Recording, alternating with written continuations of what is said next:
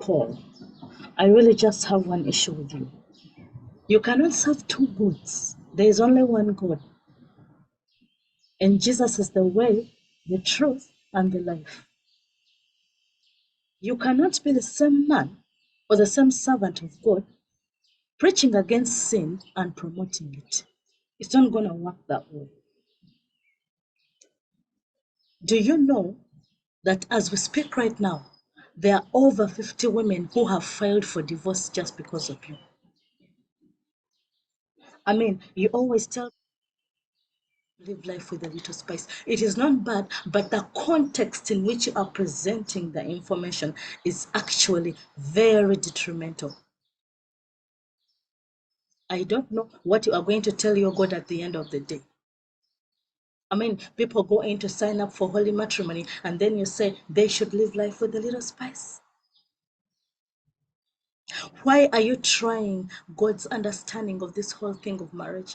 Why are you making us think that actually God was wrong by sanctifying holy matrimony? Why are you being the driver of Jezebel in the church? The other day, coming from the lodge with a woman, and the two of you held hands. It was a passionate experience, really intimate. And it was clear there is an affair between you and her.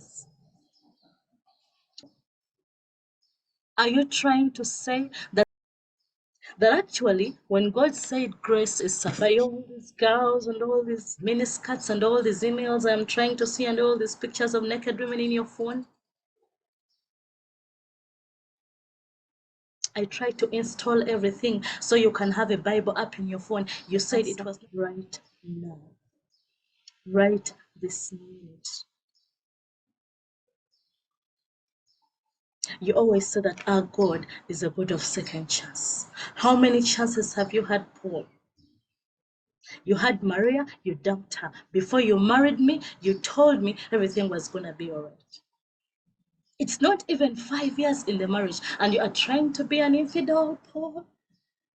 My God, the God I serve. If you are not going to fix this right this minute, even if you don't kneel before God, Jesus knelt in the Garden of Gethsemane while he prayed. But you are trying to undo the gospel. Why are you undoing everything this last hour? Why in these last days? When actually the book of Joel is saying God is pouring out his spirit. And for you, stop kneeling before God.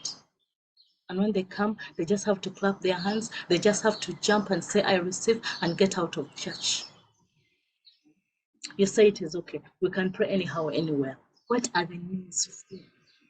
If you can kneel before a girl, the other day you sent me a picture and you were kneeling before her. Why can't those same knees that bend in front of a girl bend before your God? Do they have ice in between them?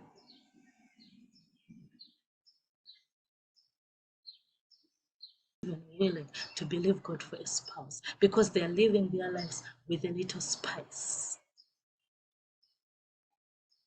And you are fueling this Jezebel preaching in the church by saying it is okay for someone to have a girlfriend and a boyfriend.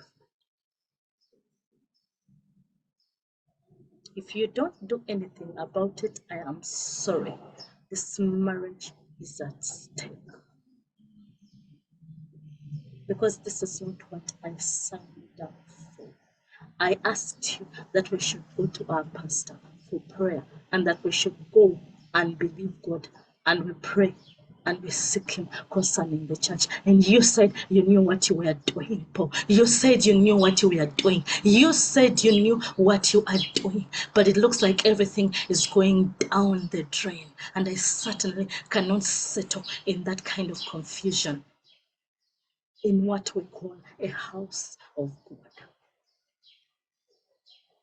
People bring their tithe and you cannot even account for it. They go give money to the poor and you have an issue with it, Paul. They go give the money to the poor and you keep complaining that they are being hypocritical. Are you trying to question Matthew 25, verse 35 to 40? Into it. He was hungry and he was fed. He was thirsty and he got something to drink. You think that if you keep buying all these suits and giving all these chicks these expensive phones and putting them in nice apartments, it is much better than feeding the hungry. Why are you trying to question Matthew 25? I want to know today. Because I have had enough of sufficient grace in the morning. Even when you are entering the lodge, you say grace is sufficient. Okay, Jesus died once. Do not take him back to the cross. All this I dwell in possibility. You are trying to prove that it is possible either way, that you can have it either way. You can have God and the other way around. But that is not the gospel. That is not the gospel. Go read the book of Romans. You share a name with the most anointed follower of Jesus. Paul was very, very, very. He said in Romans 6:2, I read, shall we continue to sin that grace may abound? Shall we continue to sin that grace may abound? You keep saying sufficient grace, sufficient grace, sufficient grace, sufficient. The Israelites left Egypt once. Do not take me back